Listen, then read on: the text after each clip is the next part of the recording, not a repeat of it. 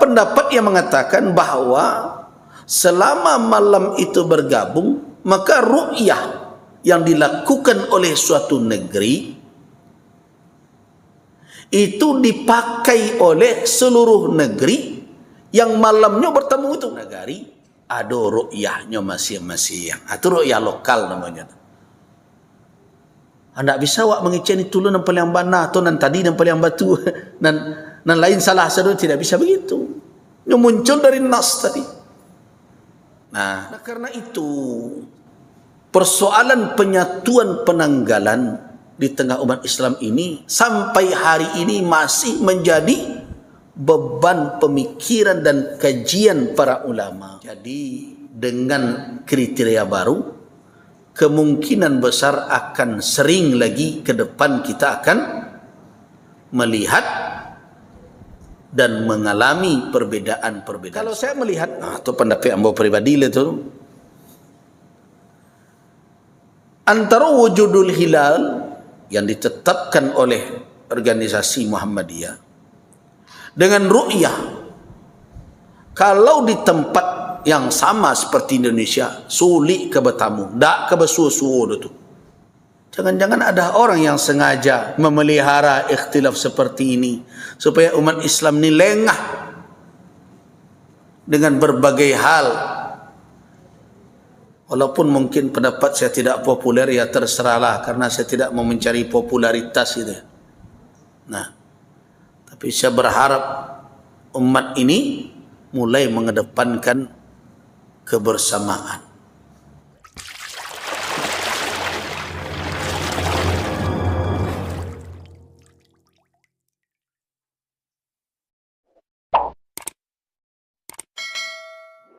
Assalamualaikum warahmatullahi wabarakatuh. Alhamdulillah alladhi bini'amihi tatimmu as-salihat wa bifadlihi tatanazzalu al-khairat wa binusratihi tunalu al-ghayat wal-intisara. Ashhadu an la ilaha illallah Rabbul kauni wal kainat, wa ashhadu anna Muhammadan abduhu wa rasuluh wa huwa sayyidus sadati was sayyidat. Allahumma salli wa sallim ala abdika wa rasulika wa habibika Muhammad wa ala alihi wa ashabihi wa man faza bihadihi fil hayati wa ba'da al mamat, amma ba'du. Ibadallah, jemaah rahimakumullah, kita bermunajat kepada Allah Subhanahu wa taala dan sekaligus ucapan tahniah kepada kita semua. Taqabbalallah minna wa minkum salihal a'mal.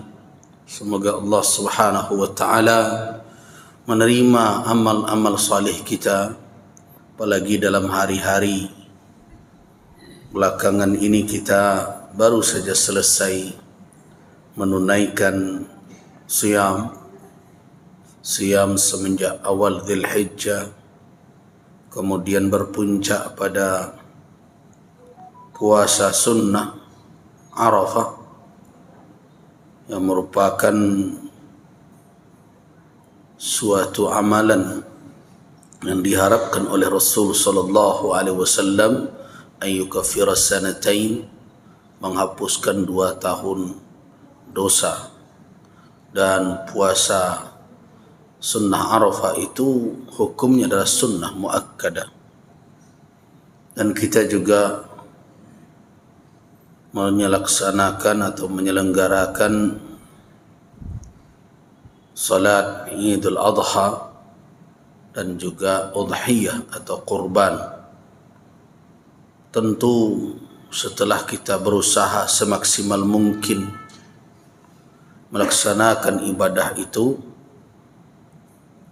tidak akan kita lupakan bermohon kepada Allah Subhanahu wa taala agar amal saleh tersebut diterima dan diberikan imbalan berlipat ganda. Amin ya rabbal alamin. Sebelum kita membicarakan kelanjutan kajian kita,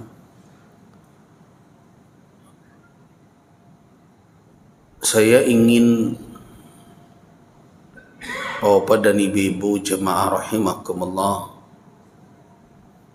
menutup dahulu perbedaan-perbedaan tentang Id, tentang Siam Saum Arafah yang sekarang masih saja di berbagai berita media masih saja dipertentangkan, dan sebenarnya saya termasuk yang tidak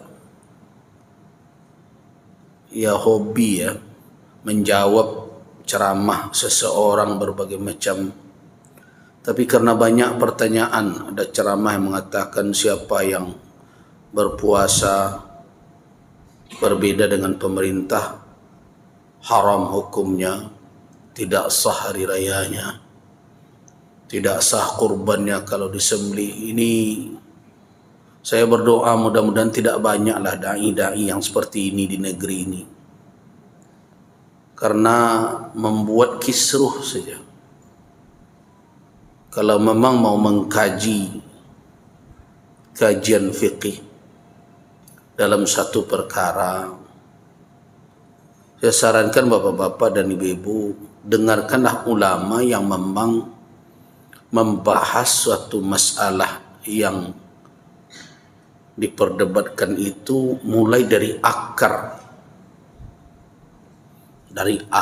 persoalan.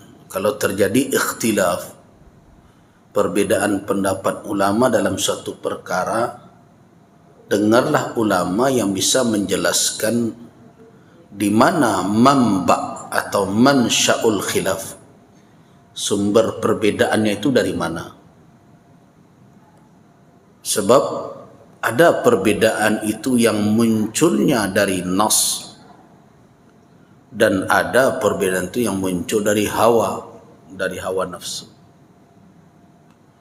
Nah, kalau perbedaan itu muncul dari nas, artinya nas atau teks Al-Quran dan Sunnah itu yang memang berpeluang untuk difahami dengan berbagai pemahaman, lebih dari satu pemahaman.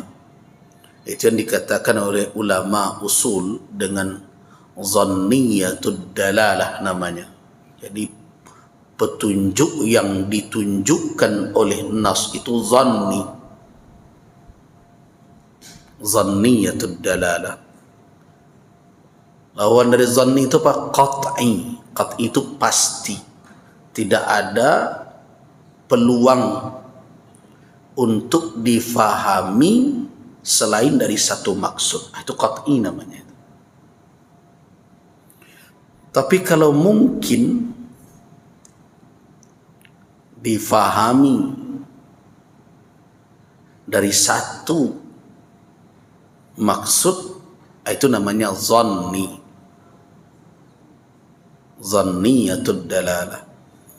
Nah, nas yang seperti ini, dalil yang seperti ini memungkinkan terjadi perbedaan dalam memahaminya.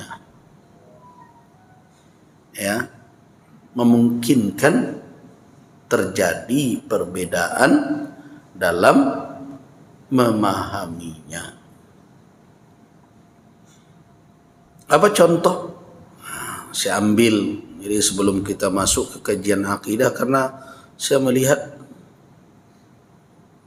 semakin menjadi-jadi mudah sekali menyalahkan orang lain.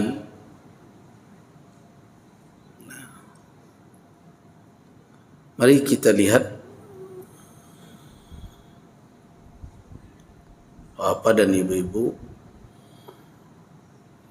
firman Allah Subhanahu wa taala dalam surah Ali Imran.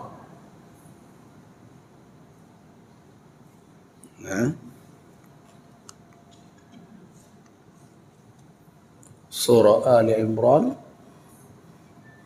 perhatikan ayat yang ketujuh.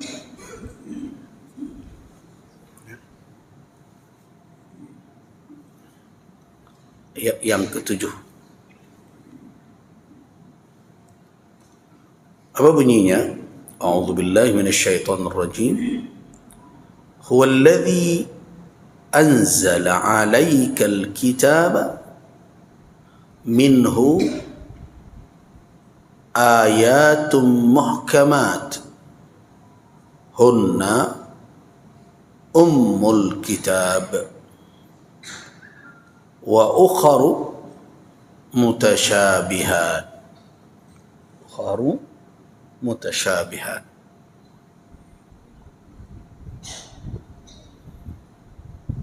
Fa ammal ladzina fi qulubihim zayghun fayattabi'una ma tashabaha minhu ibtigha'al fitnah wa ibtigha'a ta'wilih wa ma ya'lamu ta'wilahu illa Allah warrasikhuna fil ilmi yaqulun amanna bih kullum min 'indi rabbina wa ma yadhakkaru illa ulul albab. Nah, saya ingin Bapak dan Ibu sedikit memahami, walaupun kadang-kadang sebagian orang mengkritisi hal-hal seperti ini, kok mana akan mengerti jamaah. Itu kan kajian ilmu usul fikih, iya, tapi saya coba lambat-lambat mudah-mudahan kita faham. Nah, artinya dalam bahasa kita terjemahkan, dialah yang menurunkan kepadamu Alkitab. Dianya adalah Allah.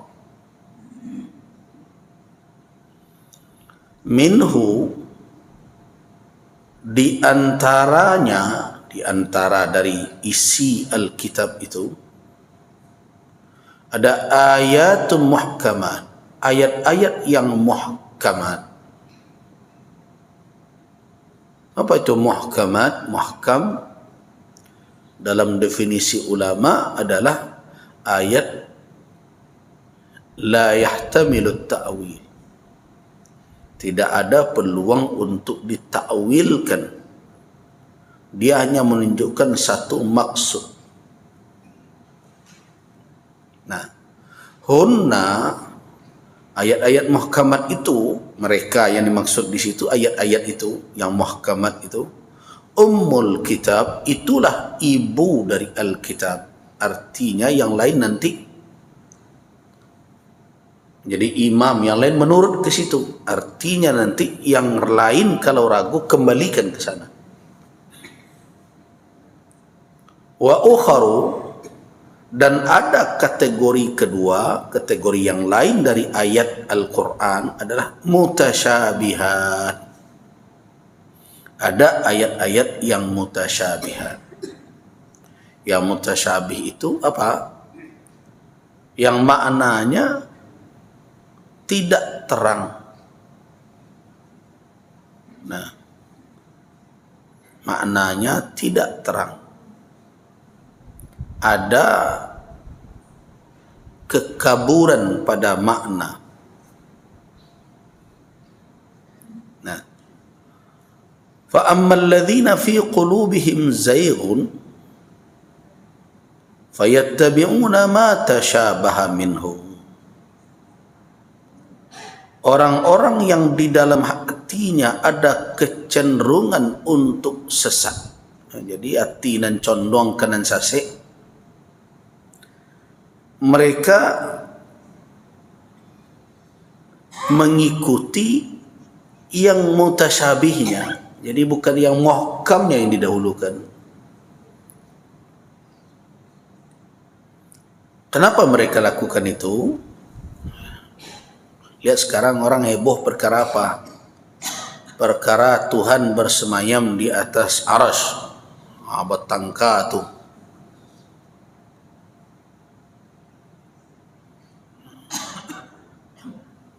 Jadi perkara yang ditunjukkan oleh ayat yang mutasyabih, yang maknanya tidak mudah begitu saja, tidak jelas, dengan mudah difahami oleh orang, itu malah yang diikuti. Untuk apa mereka lakukan itu? Ibtigha'al fitnah, untuk menimbulkan fitnah. Fitnah ini apa? Rongrongan terhadap agama, terhadap umat beragama, itu fitnah namanya. Di fitnah itu bukan asuang pitanah, itu lain lagi itu. Asuang pitanah itu buhtan namanya bahasa Arabnya. Kalau fitnah adalah ujian yang merongrong. Kalau tidak hati-hati orang menghadapi fitnah bisa bergeser dari prinsip-prinsip kebenaran. Wa ibtigha'a ta'wili, dan juga dalam rangka mencari-cari takwilnya. Padahal wa ma ya'lamu ta'wilahu illallah, tidak ada yang mengetahui takwilnya melainkan Allah. Dikata Allah, tidak ada yang mengetahui takwil dari mutasyabihat itu melainkan Allah. Nah, saya ingin menyampaikan, setelah itu apa hurufnya? Waw kan? Nampak oleh bapak-bapak dan ibu-ibu? Warrasikhun fil ilmi. Arti ar-rasikhuna fil ilmi adalah orang-orang yang mendalam dalam ilmu, yang ulama lah. Nah, sekarang waw ini apa kedudukannya? Ada yang mengatakan waw ini adalah kata sambung, ataf namanya, dan. Nah, dalam bahasa Indonesia kan ada, saya membeli apel, koma, jeruk, koma, nanas, dan mangga. Nah, itu dan berarti mangga masuk ke dalam kumpulan yang dibeli, kan gitu. Nah, kalau dikatakan ini huruf ataf, berarti di sini koma bukan titik. Apa artinya? Tidak ada yang mengetahui takwilnya melainkan Allah dan orang-orang yang mendalam dalam ilmu. Oh, berarti ada manusia yang mengetahui takwilnya. Siapa itu? Ar-rasikhun, orang-orang yang mendalam dalam keilmuan. Tapi jangan dikatakan sepakat ulama dalam memahami itu. Ada yang mengatakan waw ini bukan ataf ke Allah, bukan menggabungkan antara ar-rasikhun dengan Allah. Ini kalimat baru ini. Nah, kalimat baru. Jadi sudah titik di sini. Tidak ada yang mengetahui takwilnya melainkan hanya Allah. Nah, waw yang berikutnya apa? Ibtidaan. Itu permulaan, bukan ataf. Sehingga dengan begitu ini kalimat baru. Kalau kita mau terjemahkan bukan dan lagi sebenarnya. Adapun sebenarnya. Nah, atau sedangkan warrasikhuna fil ilmi, dan orang-orang yang mendalam dalam ilmu berkata amanna bih, kami beriman dengannya. Jadi bukan mencari takwilnya. Nah, di sini saja muncul nanti ikhtilaf dalam memahami ayat yang mutasyabihat. Ada yang mengatakan ditakwilkan, ada yang mengatakan sarah keselah ke Allah, awak beriman itu dari sisi Allah sadonyo, kullu min indi rabbina. Nah, itu contoh. Nah, kalau ada orang yang mencoba mentakwil ayat mutasyabihat, apakah dia keliru? Tidak. Dia merujuk ke ayat ini. Karena bagi dia waw itu dan, berarti ada yang tahu takwil ayat itu, yaitu Allah dan orang-orang yang mendalam secara keilmu. Bagi orang yang tidak mau mentakwil, enggak. Yang tahu cuma Allah. Orang yang mendalam berilmu bagaimana? Mereka tidak mentakwil, cuma berkeyakinan. Faham enggak faham, anjale sadonya dari Allah. Begitu. Berbeda kan? Nah, itu yang saya katakan, nas itu ada berpeluang untuk difahami lebih dari satu pengertian. Nah, banyak nas-nas yang demikian. Nah, karena itu kalau orang yang berilmu, biasanya dia akan telusuri dahulu apa faktor atau penyebab berbeda. Nah, begitu. Apa faktor yang menjadi penyebab perbedaan? Bukan main awak bana orang salah, adenan santiang orang pandi, tidak begitu. Ini ada main haram-haramkan saja. Siapa yang tidak begini haram, siapa yang tidak begini menentang ulil amri, begitu. Saya cuma menghimbau melalui mimbar ini, kurang-kurangi lah yang begitu. Bercakap umat gara-gara ada awak gitu. Kurang-kurangi dah. Yang ingin saya sampaikan gitu. Perkara ikhtilaf, perbedaan di dalam menetapkan awal bulan Qamariyah kan sudah saya jelaskan.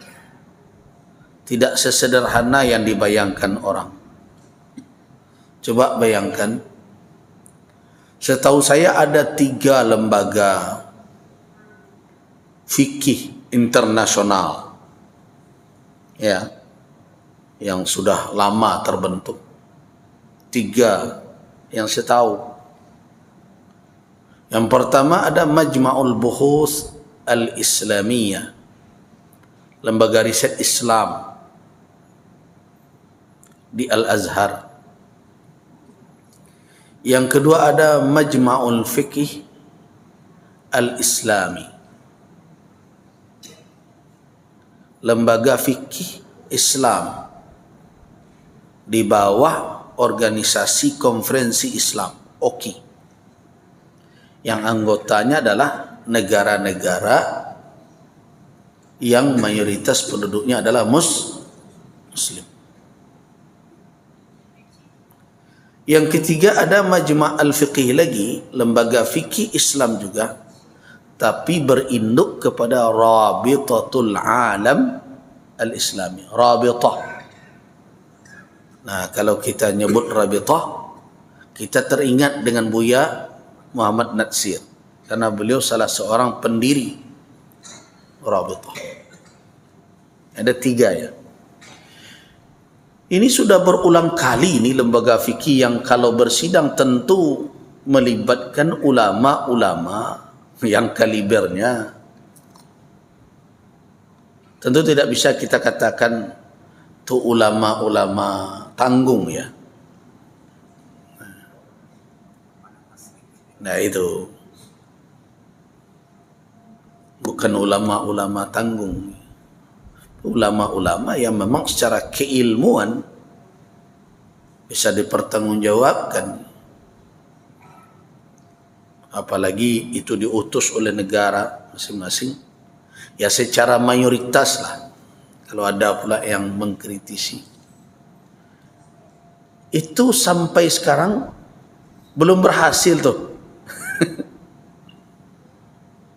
menyatukan umat Islam dalam satu pendapat. Belum. Nah, ini yang harus kita fahami. Nah, karena itu janganlah kita yang menambah semakin melebarnya perbedaan sehingga akhirnya semakin jauh rasa kebersamaan. Apalagi diiringi pula dengan caci maki dan berbagai macam. Sampai ada pula dibuat spanduk dilarang untuk ikut solat tanggal sekian.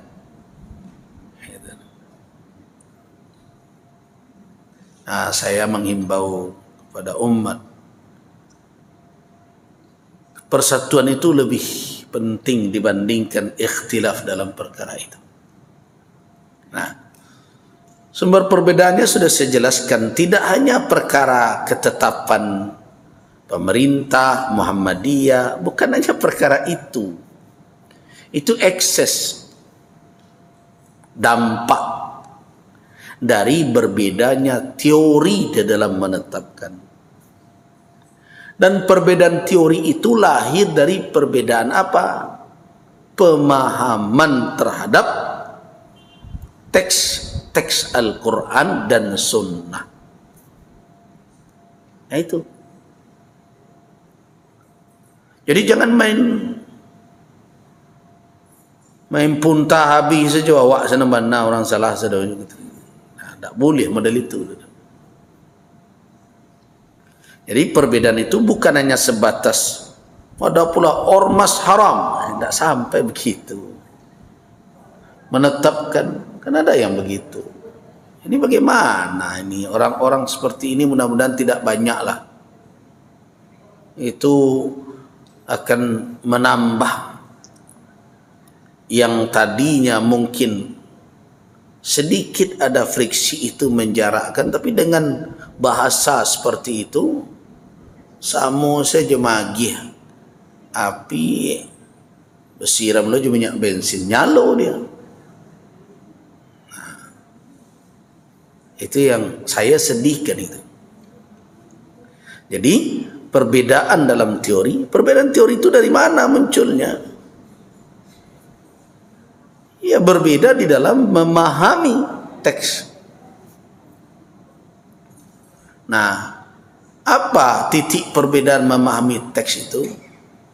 Yang pertama adalah memahami apakah ru'yah itu bahagian dari ibadah atau hanya cara. Di situ saja sudah berbeda. Apakah ru'yah itu, mencalik hilal itu, apakah bahagian dari ibadah itu atau hanya sekadar cara, wasilah untuk mengetahui?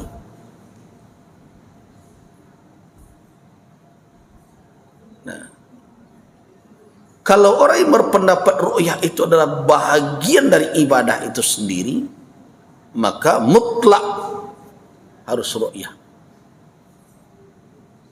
Kalau nak nampak, tidak ada ketetapan apapun tentang masuknya awal bulan. Nah, begitu. Kalau dia hanya sebagai wasilah saja, sebagai jalan untuk mengetahui awal bulan, maka ada peluang untuk mencari tahu dengan cara yang lain.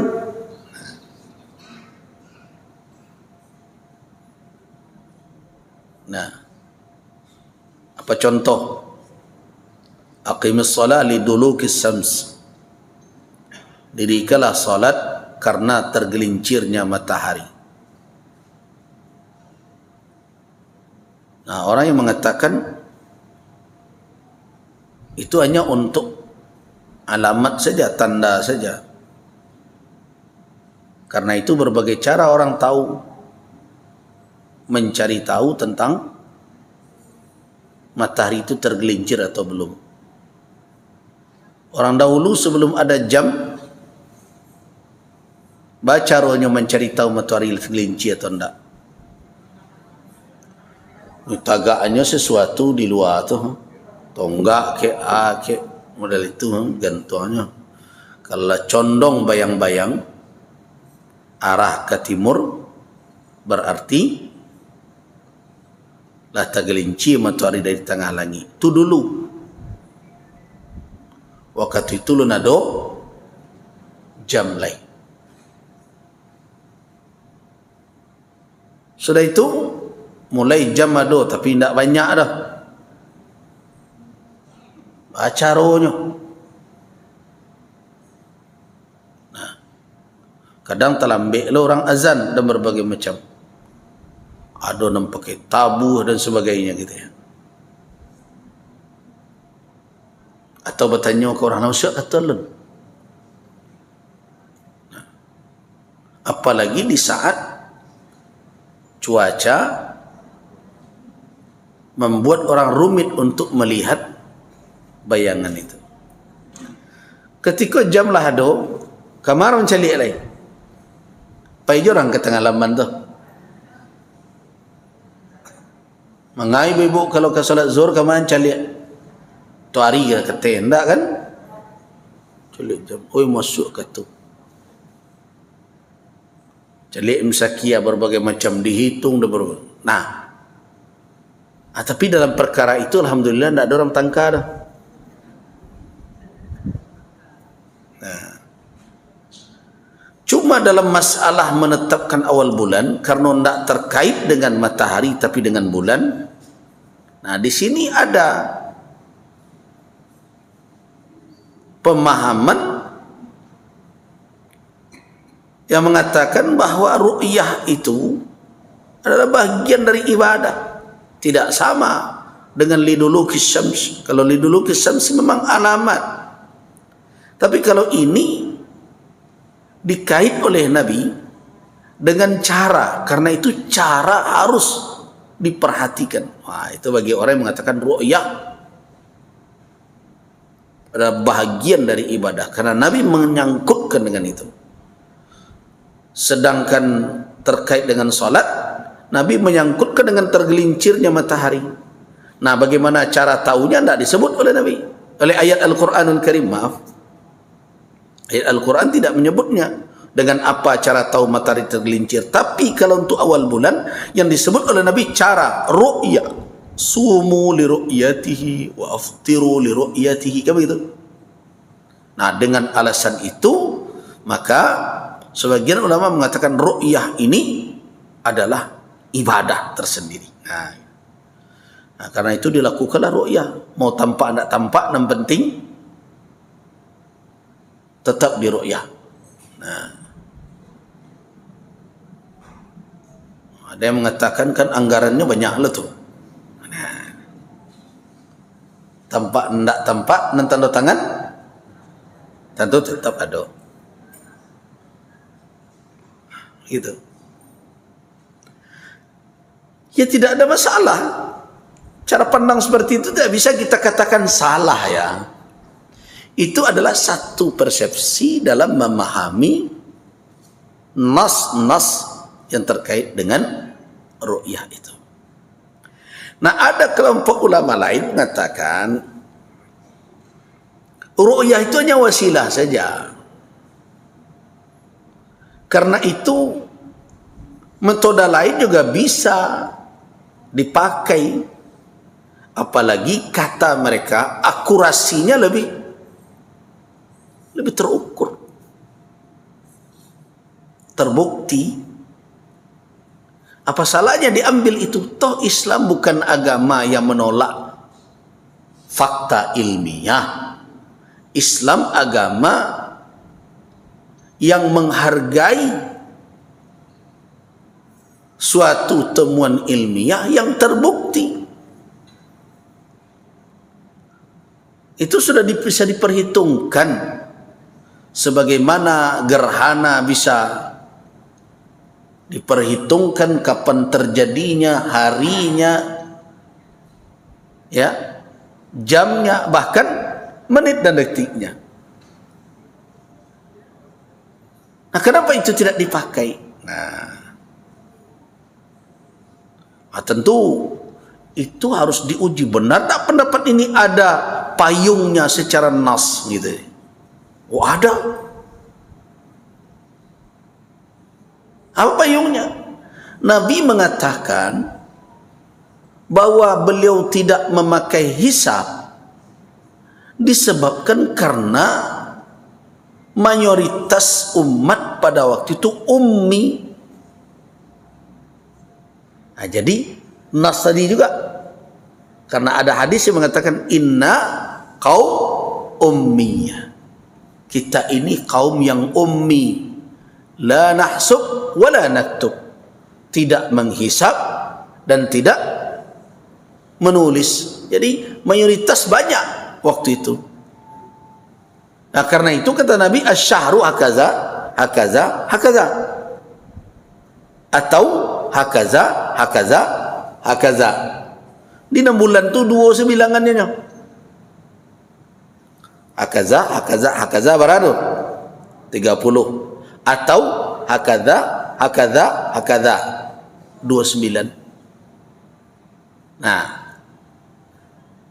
kalau tahalang bulan ghumma karena awan berbagai macam, ya sudah sempurnakan jadi 30.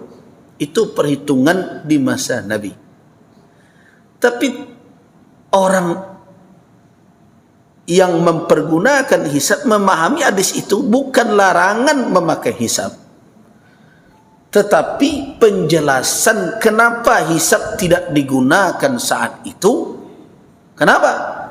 Karena ilmu hisab tidak menjadi suatu ilmu yang populer, yang mudah untuk dijangkau. Apalagi ilmu hisab bercampur waktu itu dengan ilmu nujum. Tahu ilmu nujum? Makna ilmu nujum itu bisa ilmu perbintangan. Tapi ilmu nujum ini mengarah kepada ilmu takok-takokan berdasarkan kepada rasi bintang, yang kadang dijadikan tanda-tanda untuk membaca perkara-perkara yang gaib di masa yang akan datang. Kan masih ada tersisa tu ilmu itu tu. Ibu-ibu, bapak, cok jom baca tu di koran, di media. Laye bilo bulan bintang wa, bintang awak Virgo, begitu.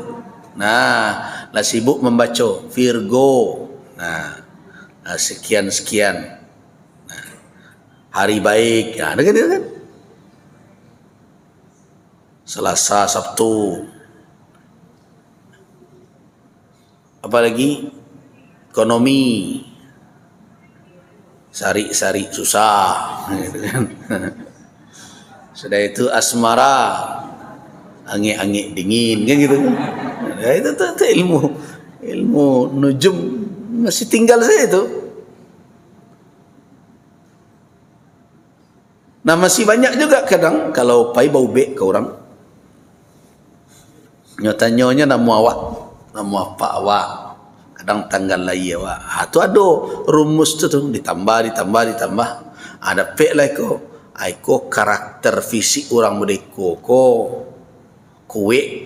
Nyo kaji ampe unsur kejadian manusia. Api, air, angin, tanah. Nah, kalau tiba di api, aku angin badannya ko. Nani ko perlu bek dan sajuk ko dan keditawan. Sinalah keluar cikumpai cikarau macam kan.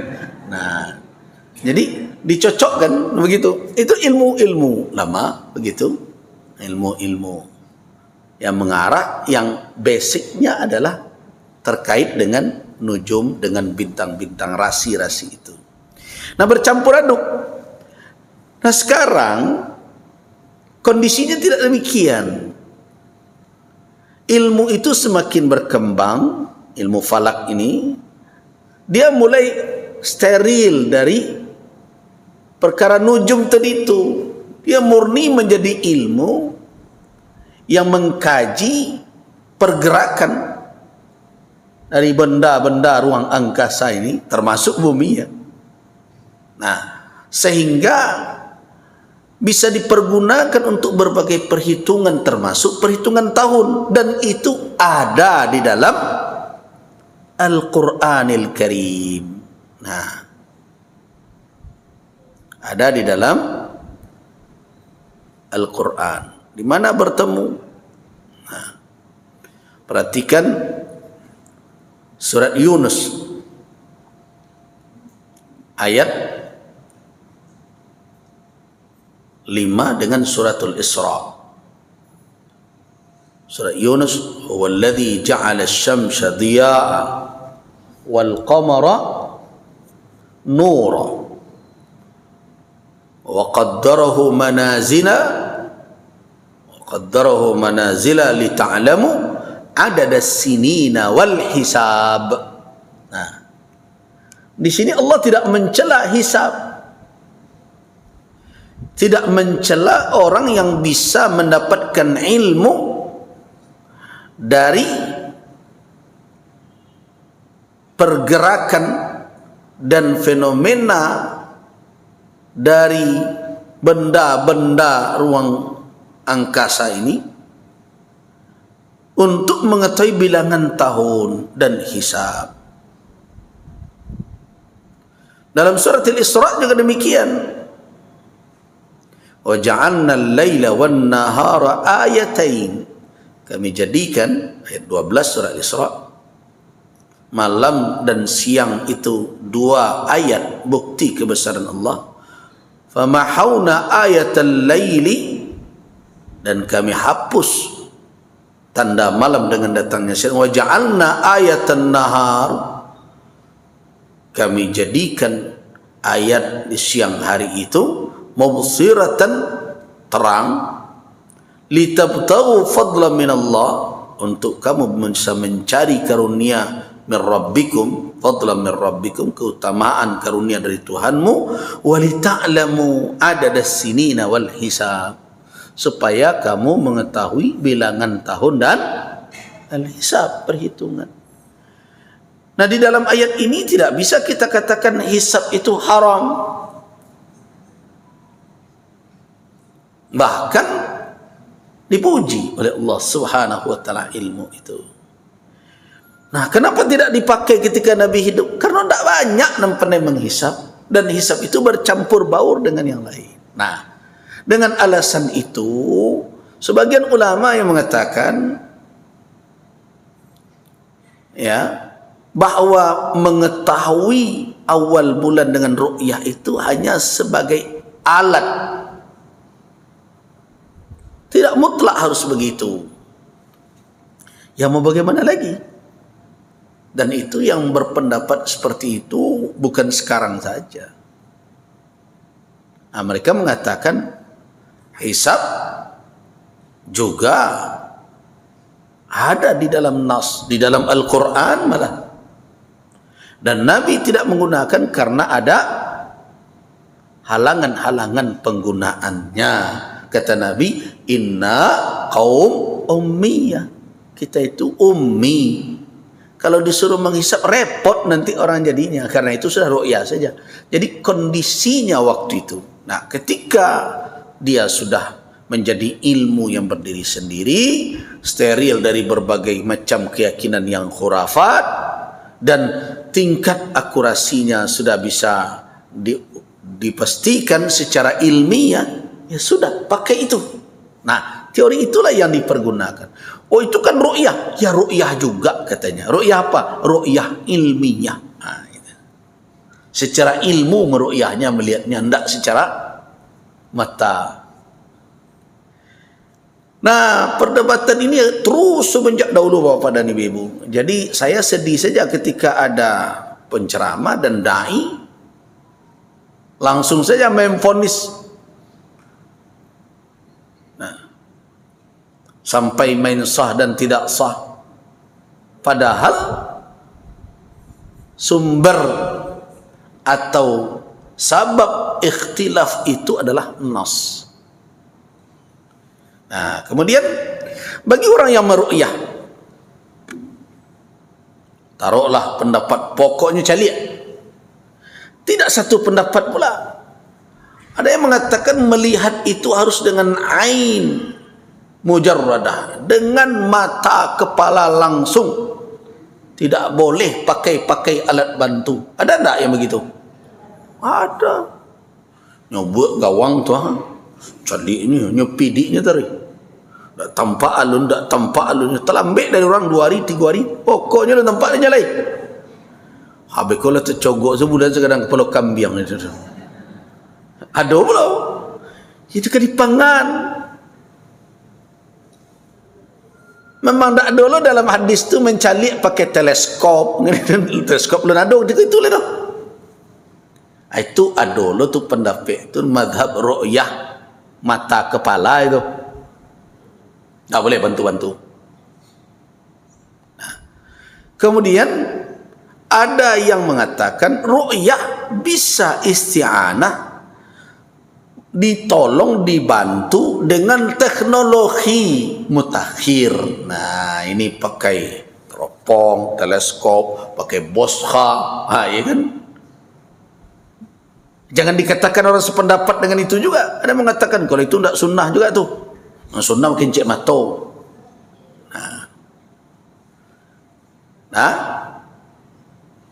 Nah, setelah melihat ini kasus ru'yah saja, bekolah kasus hisabnya. Nah, ru'yah saja ada beberapa pandangan. Nah, bagi yang melihat dengan mata kepala sendiri akan terlambat. Apalagi daerah kita yang sering sekali hujan, kabut ya. Belum tempat berbukit dan sebagainya. Nah, awan, banyak halangan-halangan untuk melakukan ru'yah. Termasuk juga dengan mempergunakan peralatan canggih sekalipun tidak mudah untuk bisa meru'yah. Karena itu berapa banyaknya tampik dan ditetapkan sebagai tempat meru'yah. Walaupun bulan tinggi belum tentu semuanya tampak. Nah, sedangkan potensi perbedaan itu ada. Nah, sekarang taruhlah tampak. Apakah mungkin di seluruh tempat tampak di awal bulan itu? Sulit. Karena ketinggian bulan sabit di awal bulan itu berbeda-beda antara satu daerah dengan yang lainnya. Karena itu mungkin tampak di satu daerah, tidak tampak di daerah lain. Mungkin di daerah lain, di daerah tertentu sudah muncul, di daerah lain belum muncul. Ya kan? Nah, bagaimana ini? Apakah karena tampak di satu tempat, yang lain yang tidak tampak boleh ikut kepada yang menampak? Nah, debat lagi. Jadi makanya Papa dan ibu-ibu tidak usah mudah bana terpengaruh aja ceramah WA ya, yang tidak dijelaskan latar belakangnya. Kalau perkara hukum tidak sesederhana itu menyatakan amalan orang haram, batal, tidak sah, gitu ya. Itu yang ingin saya sampaikan. Saya mendengarkan, minta dijawab. Nah, saya tidak mau menjawab itu sebenarnya, hanya ingin menjelaskan Bapak dan Ibu-ibu. Ini terserah lah. Kadang-kadang orang kalaulah pokoknya tu payah tu dilurian. Pokoknya nyolah main pokoknya, tak adalah boleh tu. Pokoknya orang salah, nyo mana tu payah tu dia gigit pengertian. Nah, dah kita lanjutkan supaya kita faham. Jangan awak diadu-adu je dia orang. Merasa itu gunanya mengaji sehingga awak tidak mudah diadu domba, diperhadap-hadapkan oleh orang lain. Nah, kita lanjutkan. Jadi apakah ketika di suatu daerah terlihat daerah lain juga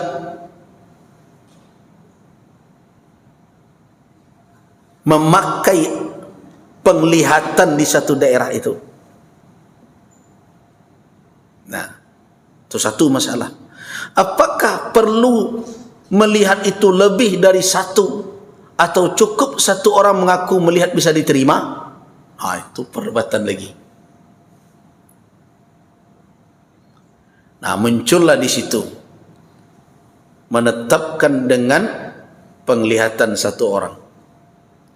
Muncullah masalah ru'yah lokal dan ru'yah global.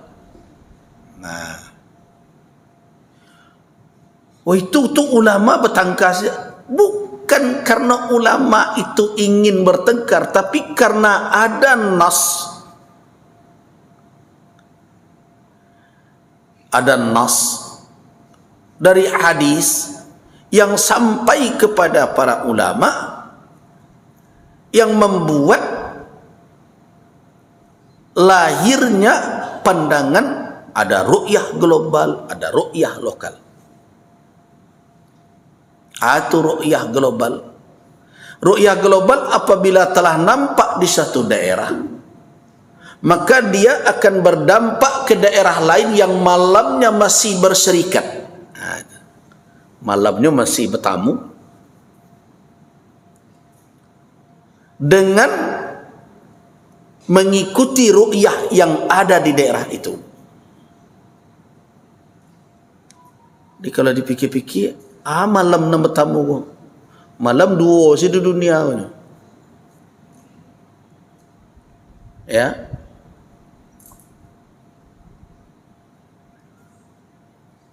Kalau nandak bertamu seperti apa? Negeri yang datang malamnya setelah tiba di belahan bumi yang lain siang. Itu dak bertamu dah tu. Habis malam berganti. Contoh dengan Amerika. Habis malam awak baru tiba malam mereka. Tapi kalau awak dengan Malaysia bertamu tak malam awak? Bergabung tak? Bergabung. Awak dengan India? Bergabung. Dengan Saudi? Dengan Mesir? Bertamu, bersyarikat malam awak. Kenapa? Ketika awak jam 2 balik di Siko, mereka lah jam 8. Berartilah malam yo. Nah, itu namanya istirak fil lailah. Nah, ada pendapat yang mengatakan bahawa selama malam itu bergabung, maka ru'yah yang dilakukan oleh suatu negeri itu dipakai oleh seluruh negeri yang malamnya bertemu itu. Itu namanya ru'yah global namanya tu. Ada dalilnya. Nabi kan mengecekkan sumu li ru'yatihi wa aftiru li ru'yatihi. Berpuasalah kamu sekalian karena ru'yahnya, berbukalah karena ru'yahnya. Nabi tidak mengecekkan ru'yah Makkah, ru'yah Jakarta, ru'yah Iko. Pokoknya umat Islam asal ada nama ru'yah, seluruhnya disuruh puasa. Itu umum perintah itu.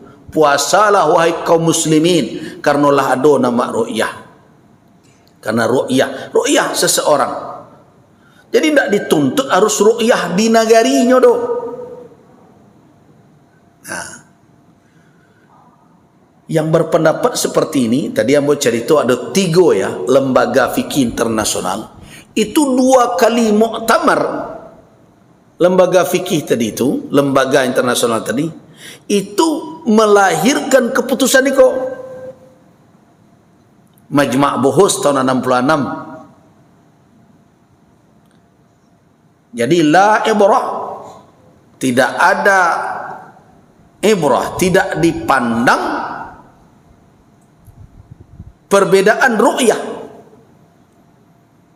Disebabkan oleh apa? Ikhtilaful matali'. Tidak dipandang ikhtilaful matali'. Matali' itu artinya apa?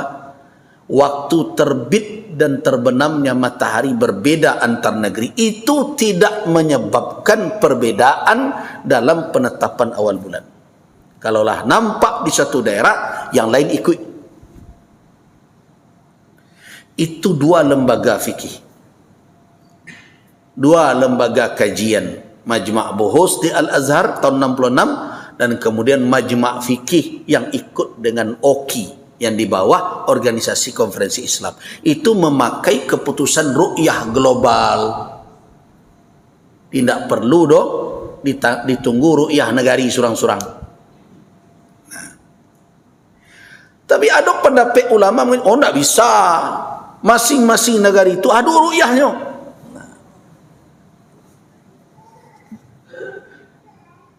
Itu kamalo dalilnya. Ada lo dalilnya. Hadis Quraib namanya.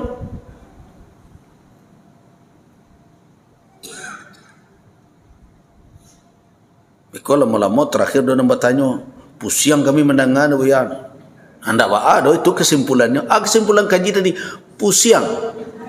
Nah, andek pusiang tu jangan mudah mana awak menyalahkan orang. Ternyata pusiang lo memahaminya ya. Ayo. Itu nanti dikaji di ulama itu. Jadi tidak segampang-gampang itu ya membatalkan ibadah orang, amalan orang gitu ya. Itu yang ingin aku sampaikan ke ibu-ibu dan bapak-bapak. Nah, jadi ada yang mengatakan ru'yah lokal. Oh kalau begitu, apa dalilnya? Hadis Quraib.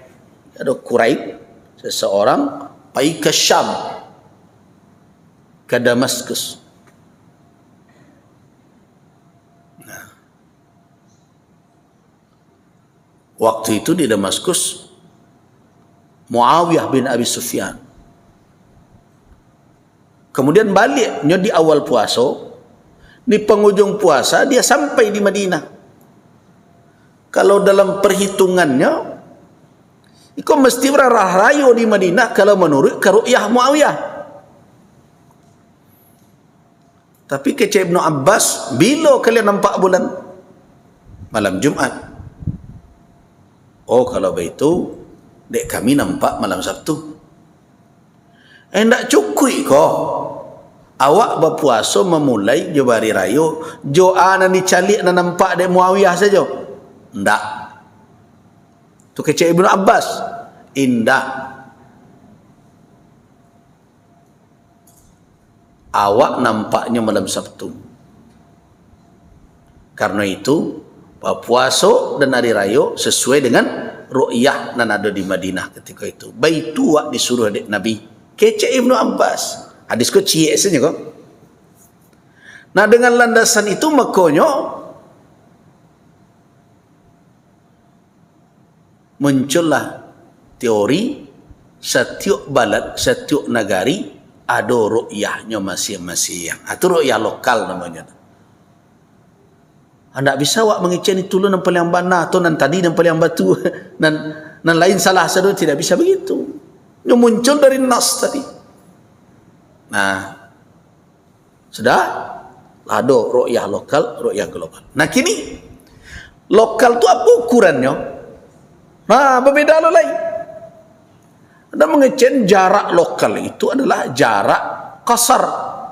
Nah, itu kan? Kalau jarak qasar salat, Rumi orang Padang bisa berbeda puasa orang Bukit Tinggi. Jarak 1 kilo.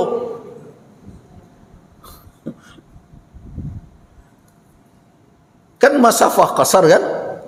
Masafah qasar itu 80-an kan? Padang Bukit Tinggi berapa? 95-an. Sudah. Berarti bisa berbeda. Kecil orang Bukit Tinggi kami lu nampak dah. Orang Padang ni nampak pasal orang Padang tu. Kami lu nampak leh. Kalau masafah qasar. Ada orang ngecen pemerintahan. Adalah itu teori. Satu wilayah hukum. Itu kadang ngecen. Siapa mana tidak sesuai pemerintah haram, berdosa. Kalau itu tu berdosa Ibnu Abbas. Mana petuanya ke Muawiyah? Dia tidak semudah itu doh. Main mendosa-dosa orang. Itu nambah sadih kan kadang di dalam dakwah-dakwah.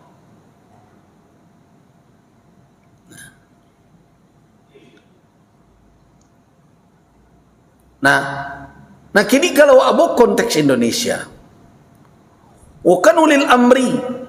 Bertanya awak. Ketika kasus Quraisy itu siapa ulil amri? Mana kau Ibnu Abbas berbeda dengan Muawiyah?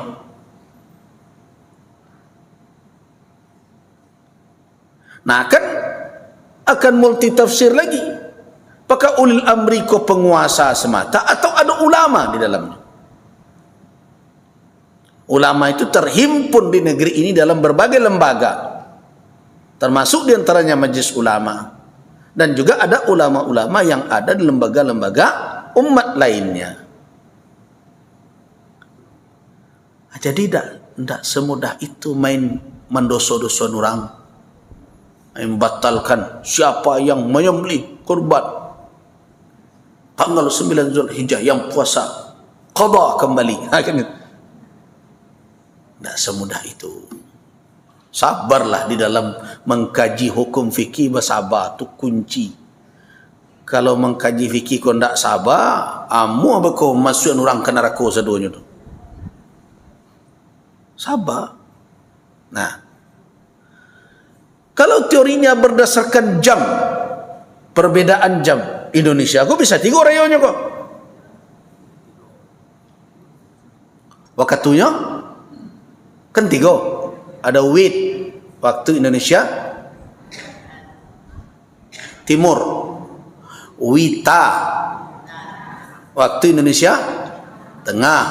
WIB, waktu Indonesia Barat.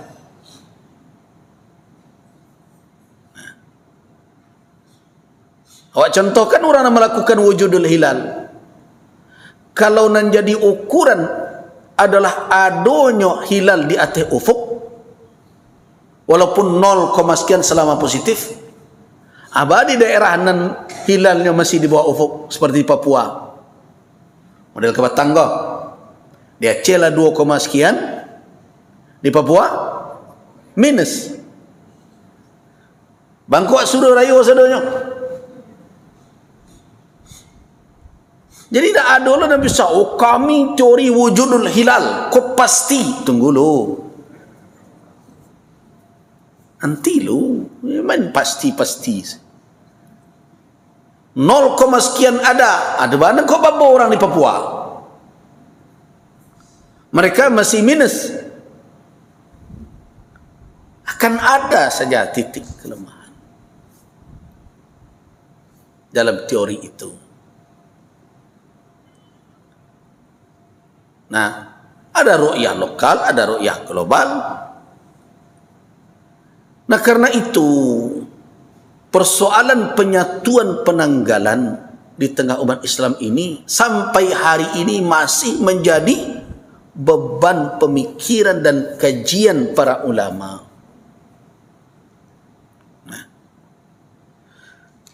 kalau saya dulu secara pribadi berulang kali mengingatkan agar kita tidak berhenti mencari titik-titik temu yang memperdekat jurang pemisah itu.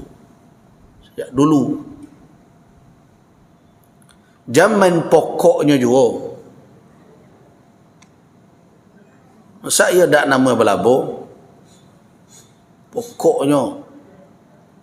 pokoknya kami tak bisa dirubah, pokoknya. Nah itu.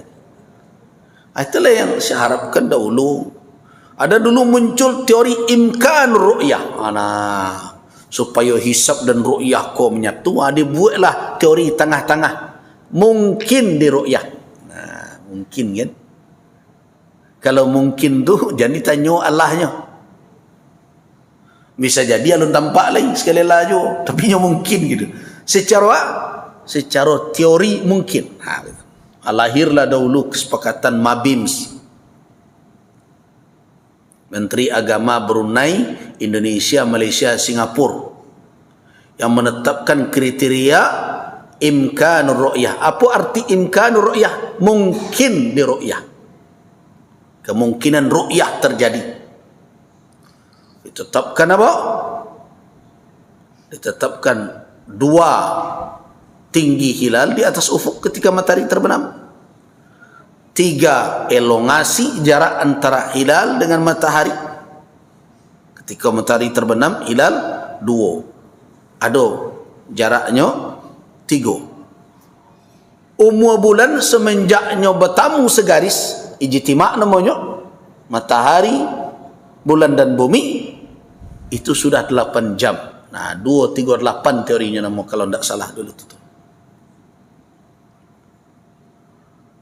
Nah, dengan begitu mulailah ada titik-titik kesamaan. Seketik banyaknya. Tidak nampak, tapi lah masuk teori ko dianggaplah mungkin tampak, walaupun tidak tampak. Ditetapkan. Kalau teori itulah yang dipakai, maka di Ramadan kemarin tidak terjadi perbedaan. Termasuklah hari Idul Adha yang kemarin tidak terjadi perbedaan. Kenapa? Karena di Aceh sudah lebih dari 2 derajat. Nah, kemudian ada katanya seminar 2017. Berarti sekian tahun tidak dipakai oleh Indonesia. Nah, tahun kini dipakai. Sehingga kesepakatan 3 menteri yang mulanya sudah menetapkan hari libur Idul Adha itu tanggal 9 terpaksa harus dirombak oleh menteri yang mengumumkan sidang isbat gitu, bergeser jadi tanggal 10. Kenapa? Karena dipakai teori baru, standar baru, kriteria baru, bukan teori, kriteria baru. Teorinya imkanur ru'yah juga, mungkin ru'yah terjadi. Dinaikkan standarnya, derajatnya menjadi 3 derajat. Ditambah elongasinya, jarak antara matahari ketika terbenam dengan bulan ketika masih di atas ufuk, yaitu 6,4 derajat. Melahirlah 6,3 dan 6,4. Tapi judulnya masih tetap mungkin, ru'yah terjadi. Laiko sabana nampak di ru'yah, entahlah. Jadi dari mungkin ke mungkin. Mungkin tadi kecen kemungkinan kecil, iko kemungkinan lebih. Mungkin begitu bisa, cuman kecambo kalau le mungkin kemungkinannya mengadi rubah juga. Kasi mungkin aja gitu. Ada bila berubah karena nyo nama macik keputusan sepakat katanya robah, pergunakan yang hasil dari seminar dahulu. Lah berubahnya 3 6 ampe. Nah, makanya berbeda-beda. Jadi dengan kriteria baru, kemungkinan besar akan sering lagi ke depan kita akan melihat dan mengalami perbedaan-perbedaan seperti kemarin. Itulah yang terjadi. Nah, kalau saya melihat, itu pendapat ambo pribadi itu, antara wujudul hilal yang ditetapkan oleh organisasi Muhammadiyah dengan ru'yah, kalau di tempat yang sama seperti Indonesia, sulit ke bertamu, tak ke bersuah-suah itu. 0, sekian positif, tak kemungkin sampai kini, entah ke depan begitu ada temuan alat yang sangat canggih sehingga bisa sedikit saja di atas 0, sekian tampak oleh alat itu. Tapi entah bila tu. Dan biasa tampak itu lebih kuranglah kira-kira biasanya sampai 5 derajat itu yang tampak. Kalau di bawah itu ya mungkin saja. Mungkin tidak tampak. Nah, bila ke bertamunya keserupai ko sekawak tarui. Nah, karena itu saya semenjak dulu berfikiran wujudul hilal dan dipakai di satu negara negara Indonesia bisa bertemu dengan ru'yah global itu dan mungkin bertemu. 0, di Indonesia Mungkin tampak di Mesir, mungkin terlihat di Maroko, mungkin terlihat di Libya.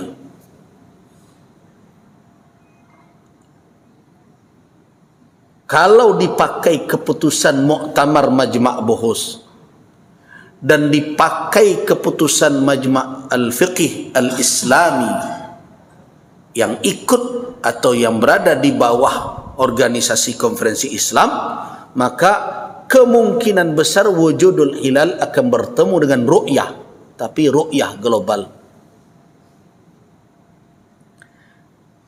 Nah, apalagi terkait dengan perkara Idul Adha, walaupun tidak bisa dipersyaratkan puasa Arafah di Indonesia bersyarat harus hari wukuf di Saudi, tidak bisa secara pasti dikatakan demikian, tapi setidaknya dengan adanya ikatan antara wukuf di Arafah dengan saum hari Arafah, ada isyarat, saya tidak mengatakan syarat ya, itu akan membuat lebih nyaman dan lebih tenang hati umat di dalam beramal.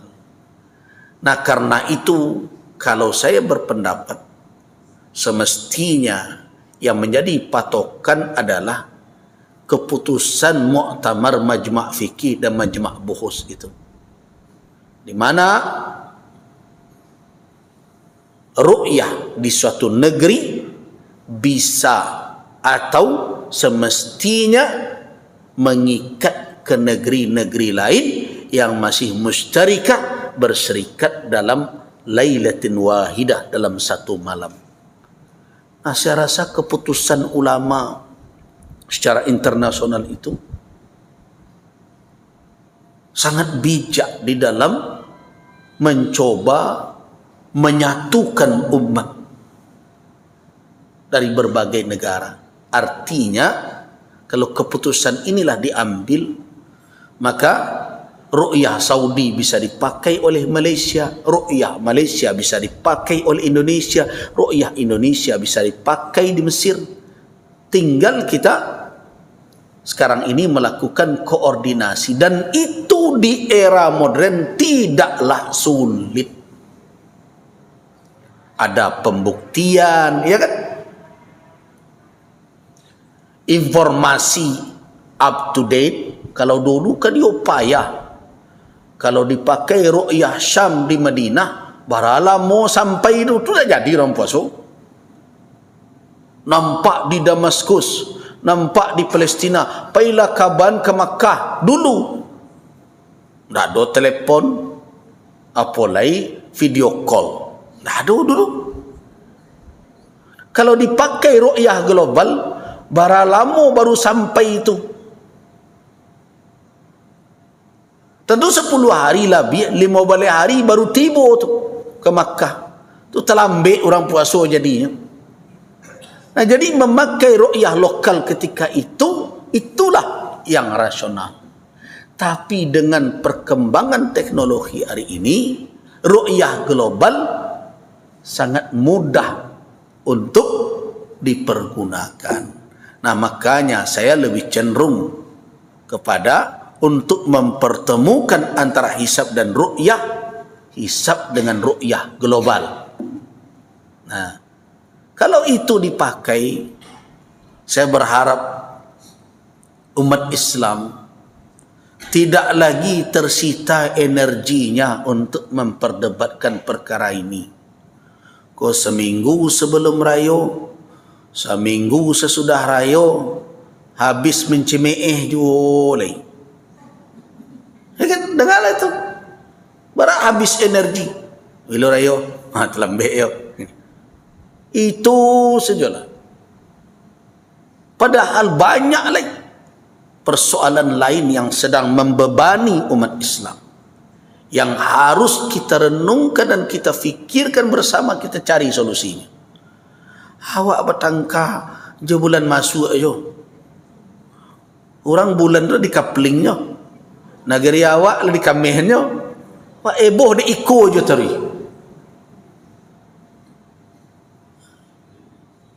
Jangan-jangan ada orang yang sengaja memelihara ikhtilaf seperti ini supaya umat Islam ini lengah dengan berbagai hal.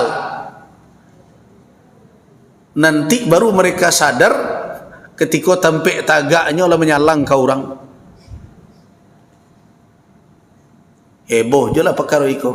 Ternyata tampik tagak awak lah menyeo je kawan. Nah itu yang saya khawatirkan. Karena itu, walaupun mungkin pendapat saya tidak populer, ya terserahlah, karena saya tidak mau mencari popularitas gitu. Nah, tapi saya berharap umat ini mulai mengedepankan kebersamaan. Dan pihak-pihak yang berbeda di dalam teori itu hendaknya berlapang dada. Nah itulah kira-kira Bapak dan Ibu jamaah rahimakumullah kajian kita pada siang hari.